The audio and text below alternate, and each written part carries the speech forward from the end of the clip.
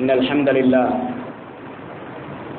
لله نحمده ونستعينه ونستغفره ونؤمن به ونتوكل عليه ونعوذ بالله من شرور أنفسنا ومن سيئات أعمالنا من يهده الله فلا مضل له ومن يضلل فلا هادي له وأشهد أن لا إله إلا الله وحده لا شريك له وأشهد أن محمدا عبده ورسوله أرسله بالحق بشيرا ونذيرا وداعيا إلى الله بإذنه وسراجا منيرا اللهم صل على محمد وعلى آل محمد كما صليت على إبراهيم وعلى آل إبراهيم إنك حميد مجيد اللهم بارك على محمد وعلى آل محمد كما باركت على إبراهيم وعلى آل إبراهيم إنك حميد مجيد أما بعد فإن خير الحديث كتاب الله وخير الهدي هدي محمد صلى الله عليه وسلم وشر الأمور محدثاتها وكل محدثة بدعة وكل بدعة ضلالة وكل ضلالة في النار فأعوذ بالله من الشيطان الرجيم بسم الله الرحمن الرحيم الحمد لله الذي أنزل على عبده الكتاب ولم يجعل له عوجا قيما لينذر بأسا شديدا من لدنه ويبشر المؤمنين الذين يعملون الصالحات أن لهم أجرا حسنا ماكثين فيه أبدا رب اشرح لي صدري ويسر لي أمري واحلل عقدة من لساني يفقهوا قولي. அளவற்ற அருளாளனும் நிகரற்ற அன்புடையவனுமாகிய ஏக இறைவன் அல்லாஹ்வின் திருப்பெயரால் ஆரம்பம் செய்கின்றேன். கண்ணியத்திற்குரிய அல்லாஹ்வின் நல்லடியார்களே, அன்பிற்கினிய சகோதர சகோதரிகளே, அல்லாஹ்வினுடைய மாபெரும் கிருபையால் புனிதமிக்க இந்த ஜும்ஆ தினத்திலே, புனிதமான ரமதானுடைய மாதத்திலே நாம் அனைவரும் இங்கு பள்ளியிலே ஒன்று கூடியிருக்கின்றோம். அல்ஹம்துலில்லாஹ். கண்ணியத்திற்குரிய சகோதர சகோதரிகளே, இந்த மாதம் குர்ஆன் இறக்கப்பட்ட மாதம். குர்ஆன் எப்படிப்பட்ட வேதம்? மனிதர்களுக்குள் மாற்றங்களை கொண்டு வரக்கூடிய வேதம். இந்த குர்ஆன் சமூகங்களை மாற்றக்கூடிய வேதம். இந்த குர்ஆன் நம்முடைய லைஃப் ஸ்டைலை, நம்முடைய வாழ்க்கை முறையை மாற்றக்கூடிய வேதம். இந்த குர்ஆனை கொண்டு அல்லாஹ் சுப்ஹானஹு வ தஆலா சில மக்களை உயர்த்துகின்றான், சில மக்களை தாழ்த்துகின்றான். எவர்கள் இந்த குர்ஆனை பற்றி பிடித்துக் கொள்கின்றார்களோ, இந்த குர்ஆனின்படி தங்களுடைய வாழ்வை அமைத்துக் கொள்கின்றார்களோ, அவர்களை அல்லாஹ் உலக மக்களுக்கு மத்தியிலும் மறுமையிலும் உயர்த்துகின்றான். எவர்கள் இதனை தங்களுடைய முதுகுகளுக்கு பின்னால் போட்டு விடுகின்றார்களோ அவர்களை அல்லாஹ் சுப்ஹானஹு வ தஆலா தாழ்த்தி விடுகின்றான். சகோதர சகோதரிகளே, ஆக எந்த மாதத்திலே குர்ஆன் இறக்கப்பட்டதோ அந்த மாதத்திலே குர்ஆனோடு ஆழமான தொடர்பை ஏற்படுத்திக் கொள்வதும் நம் மீது கடமை என்பதை நாம் விளங்கிக் கொள்ள வேண்டும். இன்று குர்ஆனிலே என்ன சொல்லப்படுகின்றது, எப்படிப்பட்ட செய்திகளை அல்லாஹ் நமக்கு வழங்கி இருக்கின்றான், எப்படியெல்லாம் நம்முடைய வாழ்வை நாம் அமைத்துக் கொள்ள வேண்டும் என்ற எந்த விதமான தகவல்களையும் தெரியாமல், செய்திகளையும் தெரியாமல், அல்லாஹ் நமக்கு என்ன சொல்ல வருகின்றான் என்பதை அறிந்து கொள்ளாமலேயே இன்று நாம் வாழ்ந்து கொண்டு இருக்கின்றோம். நம்முடைய வாழ்க்கையிலே ஒரு பெரிய மாற்றம் ஏற்பட்டிருக்கின்றதா என்று சொன்னால் இல்லை. வாட்ஸ்அப்பிலே பார்க்கலாம், பல்வேறு மாற்றங்கள் காலங்களுக்கு ஏற்ப வருவதை பல கோணங்களிலே மக்கள் சிந்தித்து ஆராய்ந்து அதனை பல செய்திகளாக போடுகின்றார்கள். உதாரணத்திற்கு 30 வருடங்களுக்கு முன்னால் எடுத்துக்கொண்டால் மனிதர்களுடைய வாழ்க்கை தரம் எப்படி இருந்தது? ஒரே ஒரு வானொலி பெட்டி இருக்கும், ஒரே ஒரு டிவி இருக்கும், சில நிகழ்ச்சிகளுக்காக மக்கள் காத்துக் கொண்டிருப்பார்கள்.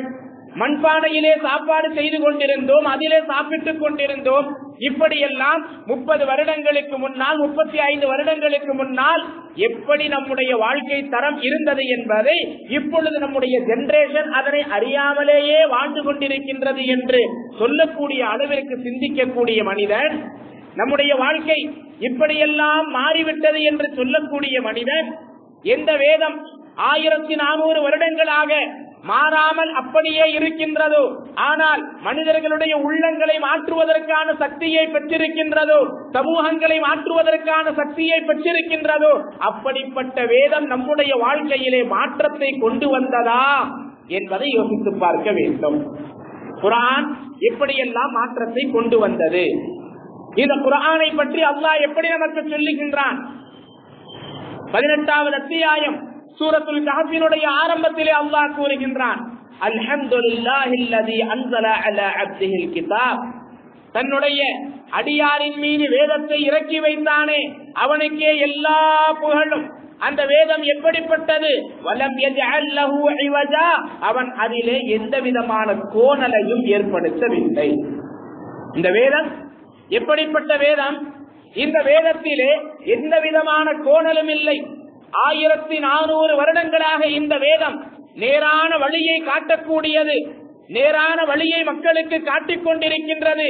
இனியும் நேரான வழியை மக்களுக்கு காட்டிக்கொண்டு இருக்கும். இன்னஹாதல் குர்ஆன் யஹ்தி லில்லதி ஹிய அக்வம். நிச்சயமாக இந்த குர்ஆன் எவர்கள் நேரிய வழியிலே இருக்கின்றார்களோ, எது நேரான பாதையோ அப்படிப்பட்ட வழியை காட்டக்கூடியதாக இருக்கின்றது. لو أنزلنا هذا القرآن على جبل لرأيته خاشعا متصدعا من خشية الله. நபியே, நாம் இந்த வேதத்தை, இந்த குர்ஆனை ஒரு மலையின் மீது இறக்கி வைத்திருந்தோம் என்று சொன்னால், இந்த குர்ஆனுடைய இந்த குர்ஆன் மாற்றுவதற்கு எந்த அளவிற்கு சக்தி வச்சிருக்கின்றது தெரியுமா? அந்த மலை அல்லாஹ்வினுடைய அச்சத்தால் நடுநடுங்கி தூள் தூளாக ஆகி இருக்கும் என்று அல்லாஹ் தஆலா கூறுகின்றார். இவ்வளவு பெரிய மலையே அல்லாஹ்வினுடைய அச்சத்தால் நடுநடுக்கும் எனும் பொழுது, மனிதனுடைய இவ்வளவு சிறிய இதயம் ஏன் இந்த குர்ஆனை கொண்டு பயப்படவில்லை என்பதை தான் நாம் யோசித்து பார்க்க வேண்டும். நம்முடைய உள்ளத்திலே ஏன் மாற்றம் வரவில்லை என்பதை யோசித்து பார்க்க வேண்டும். 1400 வருடங்களுக்கு முன்னால் எந்த குர்ஆன் இருந்ததோ அதே குர்ஆன் தான் இன்றும் நம்மிடத்திலே இருக்கின்றது. உலகத்திலேயே இதுவரைக்கும் எந்த விதமான மாற்றமும் ஏற்படாத வேதம் என்றால் அது குர்ஆன் மட்டும்தான் என்று மூச்சுக்கு 300 முறை நாம் சொல்லிக் கொண்டிருக்கின்றோம். ஒரு எழுத்து கூட இதிலே மாற்றப்படவில்லை, கூட்டப்படவில்லை, குறைக்கப்படவில்லை என்று சொன்னால் இந்த குர்ஆனினுடைய தாக்கம் மட்டும் ஏன் குறைந்து விட்டது? குர்ஆனின் தாக்கம் குறையவில்லை, மாறாக அதை ஏற்றுக்கொள்ளக்கூடிய மனப்பக்குவம் நம்மிடத்திலே குறைந்து விட்டது என்பதை விளங்கிக் கொள்ள வேண்டும். குர்ஆன் எப்படிப்பட்ட மாற்றத்தை சமூகத்திலே கொண்டு வருகின்றது? தனிமனித வாழ்க்கையிலே எப்படிப்பட்ட மாற்றங்களை எல்லாம் கொண்டு வந்தது? 1400 வருடங்களுக்கு முன்னால் இருந்த வரலாற்றை சற்று திருப்பி பாருங்கள். எந்த மக்கள் கற்களையும் சிலைகளையும் வணங்கிக் கொண்டிருந்தார்களோ, மரம் செடி கொடிகளை வணங்கிக் கொண்டிருந்தார்களோ, அல்லாஹ்வை வணங்குவதற்காக கட்டப்பட்ட கஅபத்துல்லாஹ்விலே புனிதமான ஆலயத்திலே 360 சிலைகளை வைத்து வணங்கிக் கொண்டிருந்தார்களோ, அதே மக்கள் அந்த சிலைகளை விட்டுவிட்டு அல்லாஹ் ஒருவனை மட்டுமே வணங்குவதற்கும், அந்த சிலைகளை எல்லாம் தங்களுடைய கரங்களால் உடைத்து எறிவதற்கும் அடித்தளமாக இருந்தது எது? அவர்களுடைய உள்ளத்திலே மாற்றத்தை கொண்டு வந்தது எது? இந்த குர்ஆன் தான்.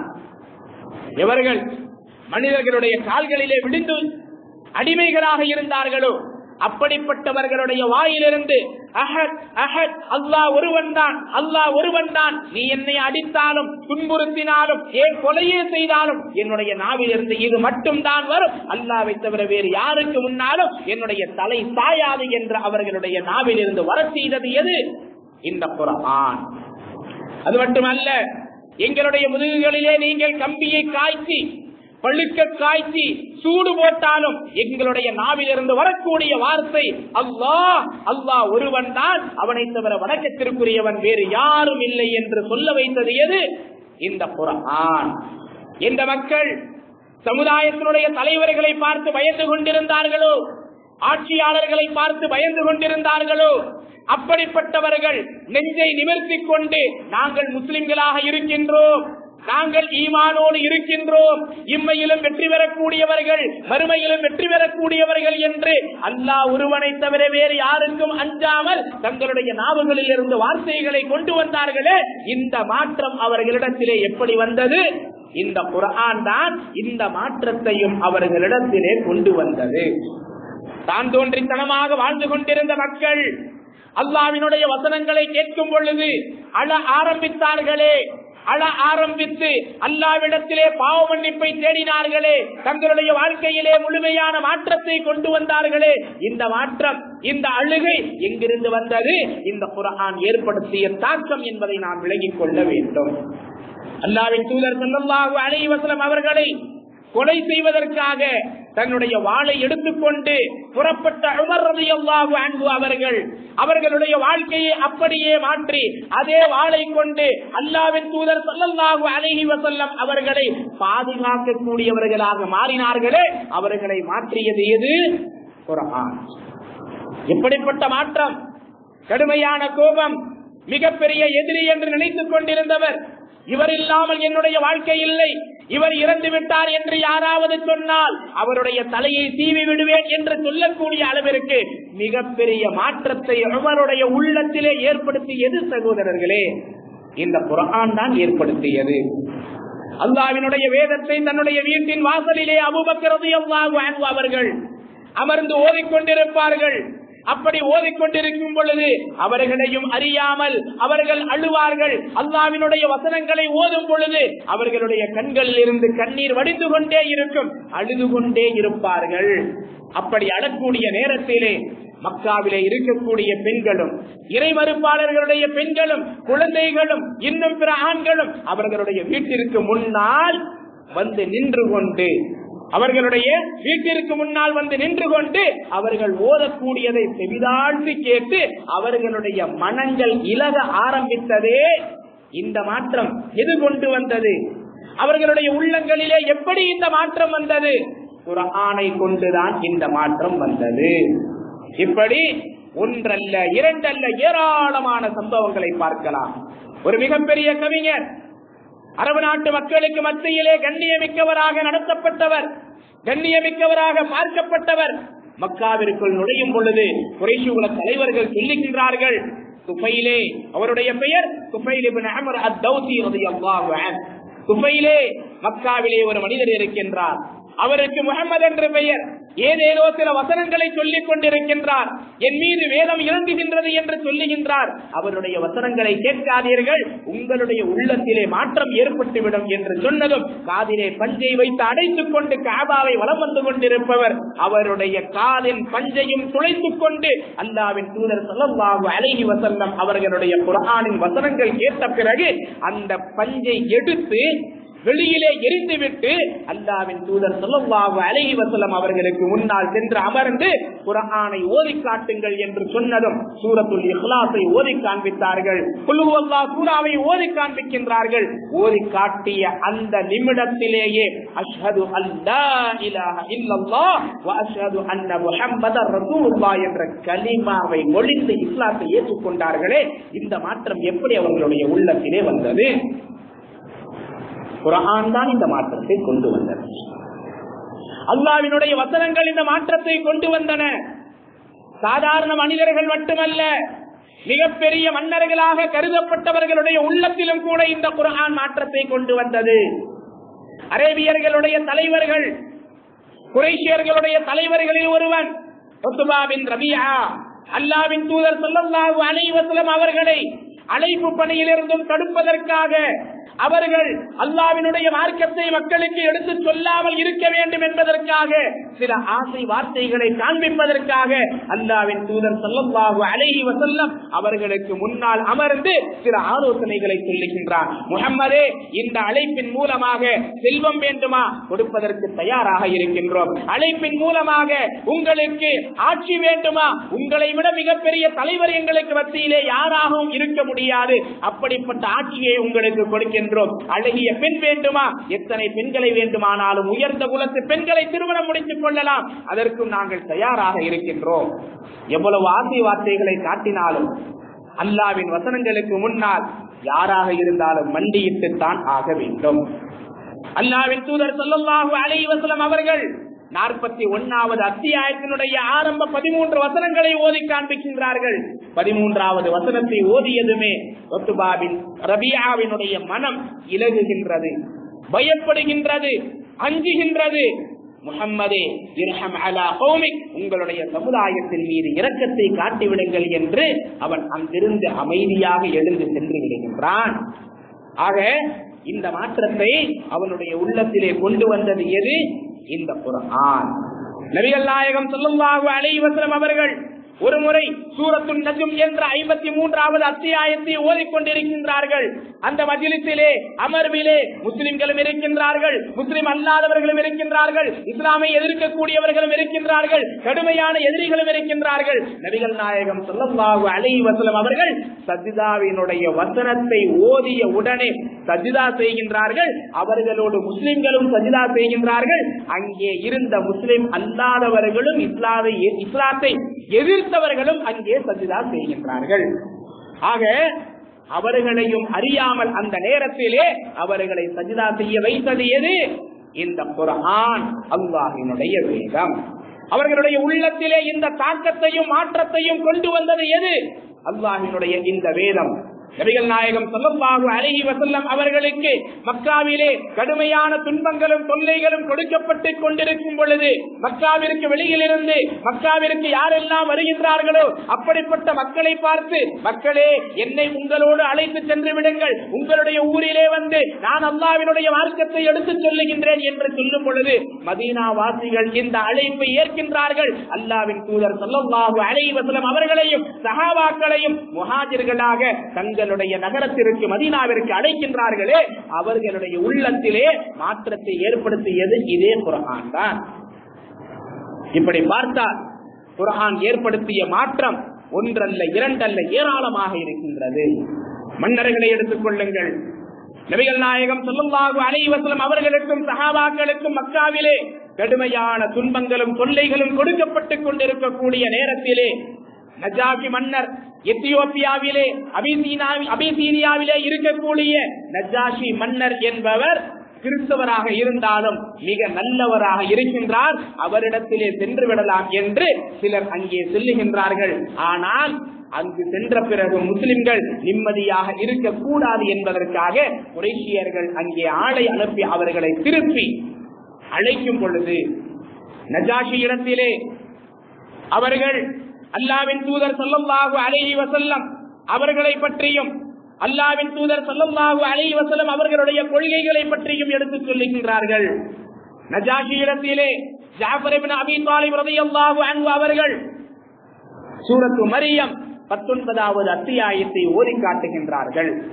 19வது அத்தியாயத்தை ஓதி காட்டிய பிறகு நஜாஷி சொல்லுகின்றார், ஈசா அலைஹிஸ்ஸலாம் அவர்களை பற்றி உங்களுடைய எண்ணம் என்ன, உங்களுடைய கொள்கை என்ன, உங்களுடைய மார்க்கம் என்ன சொல்லுகின்றது என்று கேட்ட பிறகுதான் இந்த அத்தியாயத்தை ஓதி காட்டுகின்றார்கள். இந்த அத்தியாயத்தை ஓதுவதற்கு முன்னால் சொல்லுகின்றார்கள், நகூலு வல்லாஹி மா காலல்லாஹ் வமா ஜாஅனா பிஹி நபியுனா முஹம்மதுன் ஸல்லல்லாஹு அலைஹி வஸல்லம். அல்லாஹ்வின் மீது ஆணையாக ஈசாவை பற்றி அல்லாஹ் என்ன சொல்லுகின்றானோ, எங்களுடைய தூதர் எதனை கொண்டு வந்தாரோ அதனை நாங்கள் உங்களுக்கு எடுத்துச் சொல்லுகின்றோம். அவர் அல்லாஹ்வினுடைய தூதர், அல்லாஹ்வினுடைய அடிமை, அல்லாஹ்வின் புறமிருந்து ஊதப்பட்ட ரூஹாக இருக்கின்றார். அல்லாஹ் மரியமின் பக்கம் போட்ட வார்த்தையாக இருக்கின்றார் என்று சொல்லி இந்த வசனத்தை அத்தியாயத்தை ஓதி காட்டுகின்றார்கள். ஓதி காட்டிய பிறகு நஜாஷி மன்னர் சொல்லுகின்றார், அல்லாஹ்வின் மீது ஆணையாக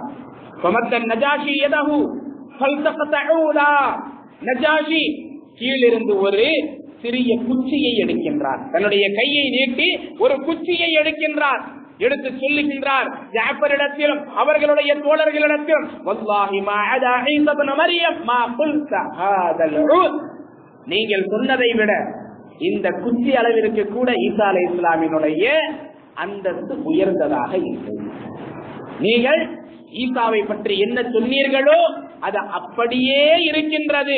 இந்த குச்சி அளவிற்கு கூட அவர்கள் இறைவனுடைய அந்தத்திற்கு உயர்ந்தவர்கள் இல்லை என்று நஜாஷி சொல்லுகின்றார் என்றால் அவருடைய உள்ளத்திலே இந்த தாக்கத்தை ஏற்படுத்தி இஸ்லாத்தையும் ஏற்றுக்கொள்ள வைத்தது எது? இந்த குர்ஆன் தான் சகோதரர்களே. அதே போன்று ரோம் நாட்டு மன்னர் ஹிரக்கலிடத்திலே அல்லாஹ்வின் தூதர் ஸல்லல்லாஹு அலைஹி வஸல்லம் அவர்கள் கடிதத்தை கொடுத்து அனுப்புகின்றார்கள். கடிதத்தை கொடுத்து அனுப்பி அவரை இஸ்லாத்தின் பக்கம் அழைக்கும் பொழுது அவர் அல்லாஹ்வின் தூதர் ஸல்லல்லாஹு அலைஹி வஸல்லம் அவர்களை பற்றிய செய்தியை அறிந்து கொள்வதற்காக மக்காவில் இருந்து அரேபிய தீபகற்பத்தில் இருந்து யாராவது நம்முடைய நாட்டிற்கு வந்திருக்கின்றார்களா என்று கேட்கும் பொழுது அபூ சுஃபியான் மற்றும் அம்ர் இப்னு ஆஸ் என்பவர் இருவரும் அவருடைய அரசவைக்கு வருகின்றார்கள்.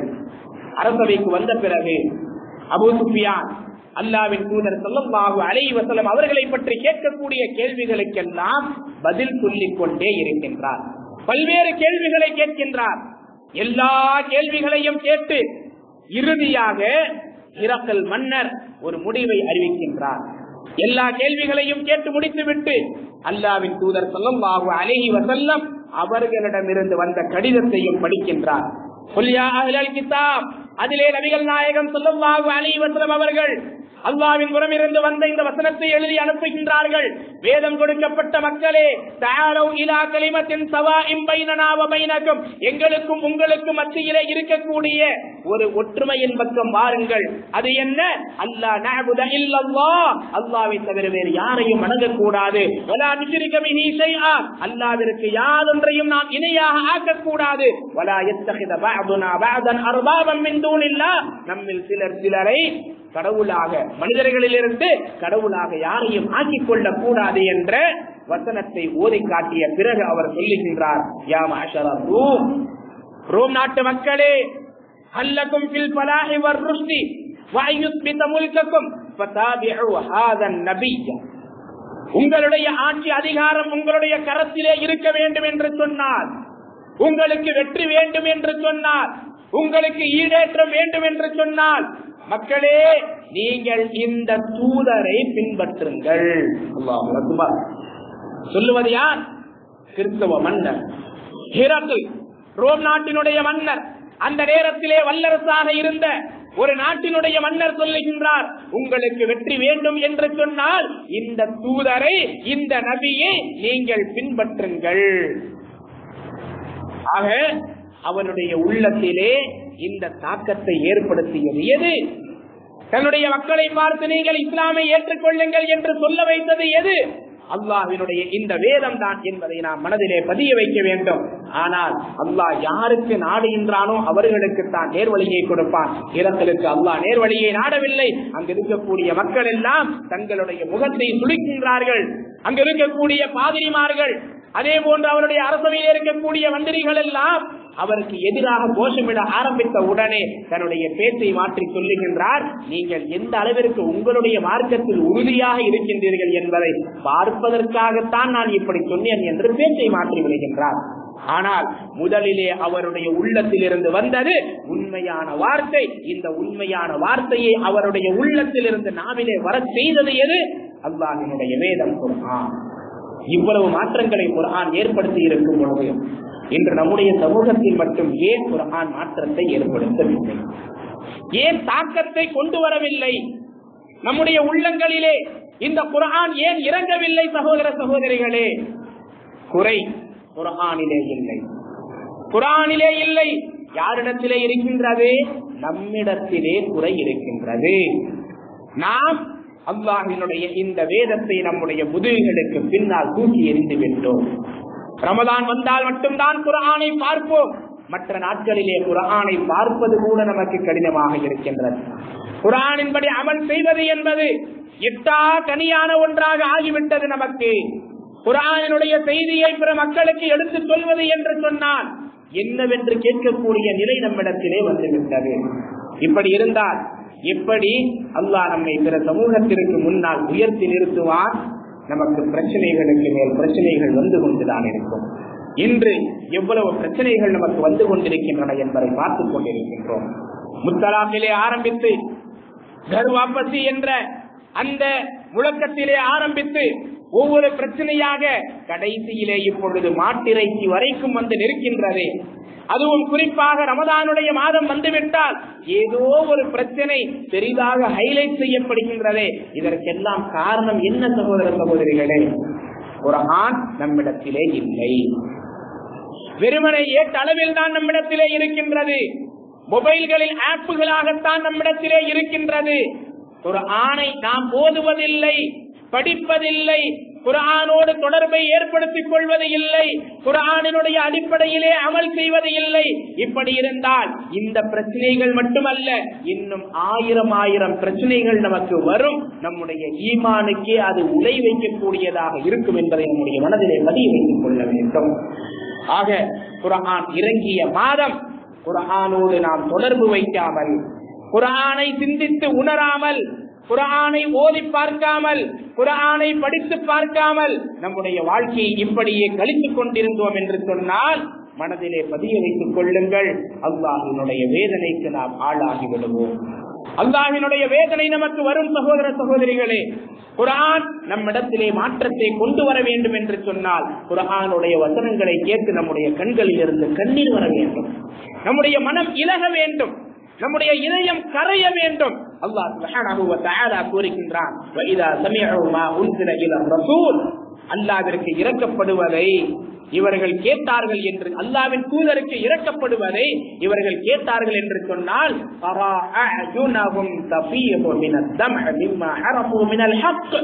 சத்தியத்தை அறிந்து கொண்டதன் காரணமாக இவர்களுடைய கண்களில் இருந்து கண்ணீர் வடிந்து கொண்டே இருக்கும், இவர்களுடைய கண்களில் இருந்து கண்ணீர் வடிந்து கொண்டிருக்கும் என்று அல்லாஹ் சுப்ஹானஹு வ தஆலா கூறுகின்றார்.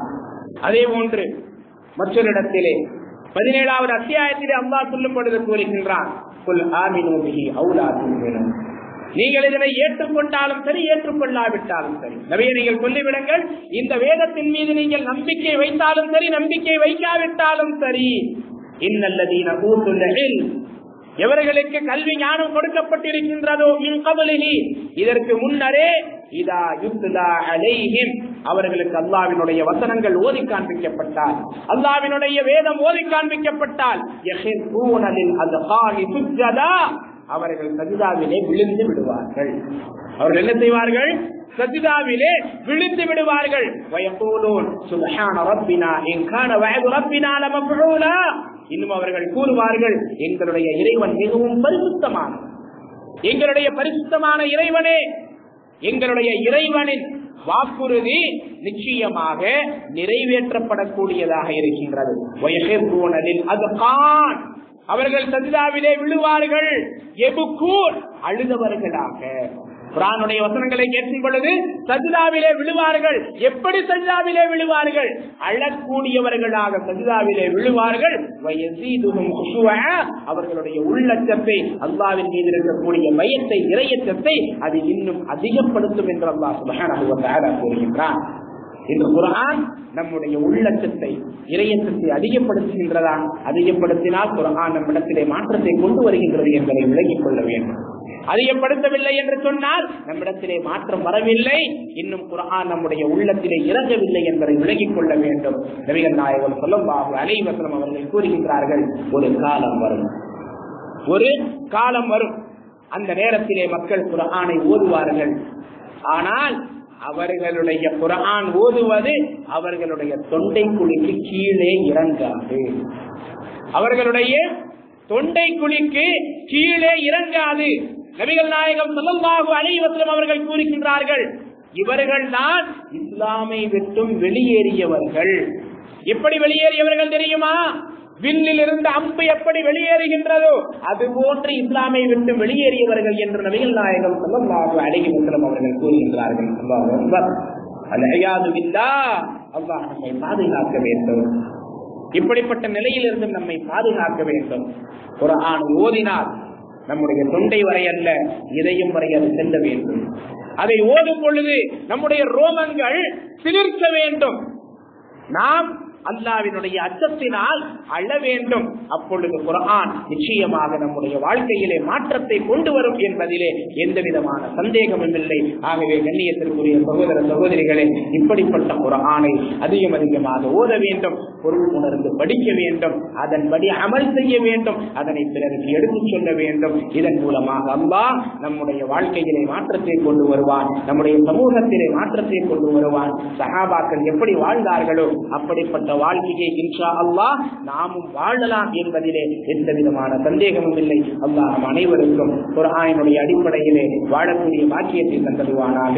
குர்ஆனை ஓதி அதனுடைய அடிப்படையிலே அமல் செய்து அதனை பிற மக்களுக்கு எடுத்துச் சொல்லக்கூடிய வாக்கியத்தை அல்லாஹ் எனக்கும் உங்களுக்கும் தந்தருவானாக. ஆமீன். பாரக்கல்லாஹ் பாரக்கல்லாஹு லனா வ லக்கும் ஃபில் குர்ஆனில் அஸீம் வ நஃபஅனி வ இய்யாக்கும் பில் ஆயாத்தி வ ذிக்ரில் ஹகீம். இன்னஹு தஆலா ஜவ்வாதுன் கரீமுன் ரஹீமுன் ரப்பல் ஹலீம். அல்ஹம்துலில்லாஹி ரப்பில் ஆலமீன். ஸலாத்து வ ஸலாமு அலா ரசூலில் கரீம். அம்மா பஅத். கண்ணியத்துக்குரிய அல்லாஹ்வின் நல்லடியார்களே, அன்பிற்கினிய சகோதர சகோதரிகளே, குர்ஆனோடு நமக்கு இருக்கக்கூடிய தொடர்பு எப்படி இருக்க வேண்டும் என்பதற்கு, குறிப்பாக பெண்களுக்கு அல்லாஹ்வின் தூதர் ஸல்லல்லாஹு அலைஹி வஸல்லம் அவர்களுக்கு பிறகு நடந்த ஒரு சம்பவத்தின் மூலமாக உங்களுக்கு விளக்க ஆசைப்படுகின்றேன். நபிகள் நாயகம் ஸல்லல்லாஹு அலைஹி வஸல்லம் அவர்கள் மரணித்த பிறகு அவர்களுடைய தந்தையின் சகோதரி உம்மு ஐமன் ரலியல்லாஹு அன்ஹா அவர்களுடைய வீட்டிற்கு அபூபக்கர் மற்றும் உமர் ரலியல்லாஹு அன்ஹுமா இருவரும் செல்லுகின்றார்கள். சென்று அல்லாஹ்வின் தூதர் ஸல்லல்லாஹு அலைஹி வஸல்லம் அவர்களுடைய இழப்பை பற்றி எல்லாம் பேசிக் கொண்டிருக்கின்றார்கள். அப்பொழுது உம்மு ஐமன் ரலியல்லாஹு அன்ஹா அவர்கள் அழுகின்றார்கள், அழ ஆரம்பித்து விடுகின்றார்கள். அதற்கு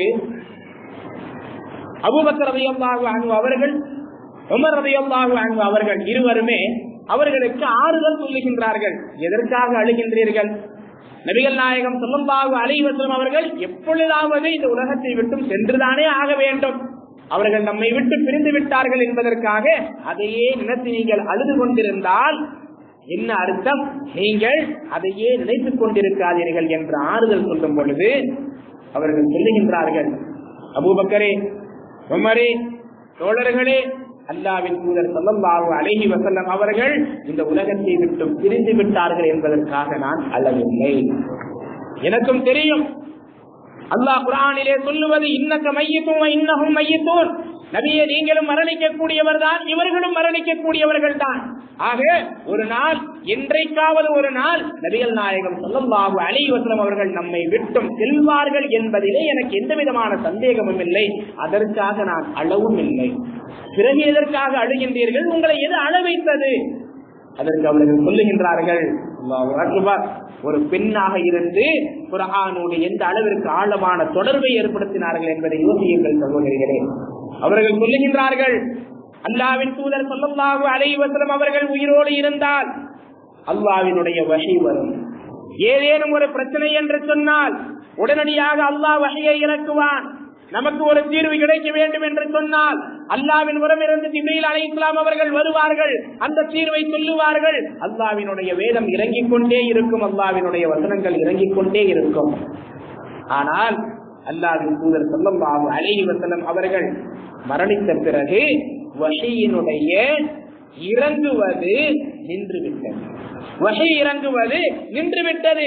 இனி வஹி இறங்காதே, அல்லாஹ்வின் புறமிருந்து வஹி வராதே, அல்லாஹோடு நாம் பேச முடியாதே என்று கவலையில் தான் நான் அழுகின்றேன் என்று சொன்னதும் அல்லாஹ்வின் தூதர் ஸல்லல்லாஹு அலைஹி வஸல்லம் அவர்களுடைய நேசத்திற்குரிய இந்த இரண்டு சஹாபாக்களும் தேம்பி தேம்பி அழ ஆரம்பித்து விடுகின்றார்கள்.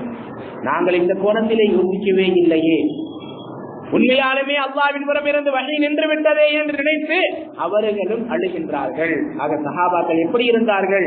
வஹியை எதிர்பார்த்துக் கொண்டிருந்தார்கள். அல்லாஹ்வின் புறமிருந்து வஹி வந்து விட்டால் உடனடியாக அதனை நடைமுறைப்படுத்த வேண்டும் என்பதிலே ஆர்வத்தோடு இருந்தார்கள். ஆனால் இந்த நம்முடைய நிலை என்ன? அல்லாஹ்வின் புறமிருந்து வஹி வந்தும் 1400 வருடங்கள் ஆகியும் அதனை மறந்தல்லவா வாழ்ந்து கொண்டிருக்கின்றோம், மறுத்தல்லவா வாழ்ந்து கொண்டிருக்கின்றோம். புறந்தள்ளி அல்லவா வாழ்ந்து கொண்டிருக்கின்றோம். பிறகு எப்படி நமக்கு வெற்றி கிடைக்கும்?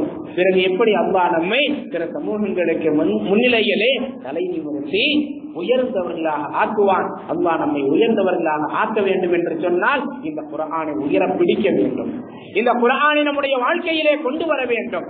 அப்படிப்பட்ட பாக்கியத்தை வழங்குவதற்காக அல்லாஹ்விடத்திலே அதிகமாக துஆவும் செய்ய வேண்டும். அல்லாஹ் தஆலா எனக்கும் உங்களுக்கும் குர்ஆனினுடைய அடிப்படையிலே வாழக்கூடிய பாக்கியத்தை தந்தருவானாக.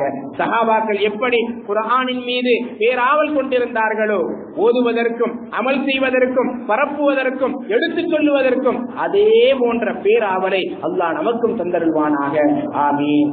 அல்லாஹ் நம் அனைவருடைய பாவங்களையும் மன்னிப்பானாக. இந்த ரமலானின் மூலமாக முழுமையான பலனை அடையக்கூடிய பாக்கியத்தை அல்லாஹ் நம் அனைவருக்கும் தந்தருவானாக. யா அல்லாஹ், இந்த ரமலானிலே எங்களுடைய எந்த ஒரு பாவமாக இருந்தாலும், அது சிறியதாக இருந்தாலும் சரி பெரியதாக இருந்தாலும் சரி, எல்லா பாவங்களையும் நீ மன்னித்து விடுவாயாக.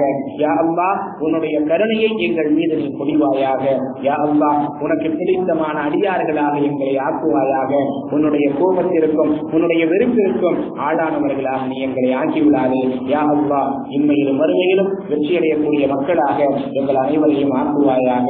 ஆமீன். இன்னல்லாஹ யஅமுரு பில் அத்லி வல் இஹ்சான் வ ஈதாஇ ذில் குர்பா வ யன்ஹா அனில் ஃபஹ்ஷாஇ வல் முன்கரி வல் பகி யஅஇதுக்கும் லஅல்லக்கும் தذكرون. குர்ஆனுல்லாஹ யகுலுக்கும் மதுஊனி யஸ்தஜிபு லக்கும் வ லதிக்ருல்லாஹி தஆலா அஅஸ்ஸு வ அஜல்லு வ அத்தம்மு வ அக்பர்.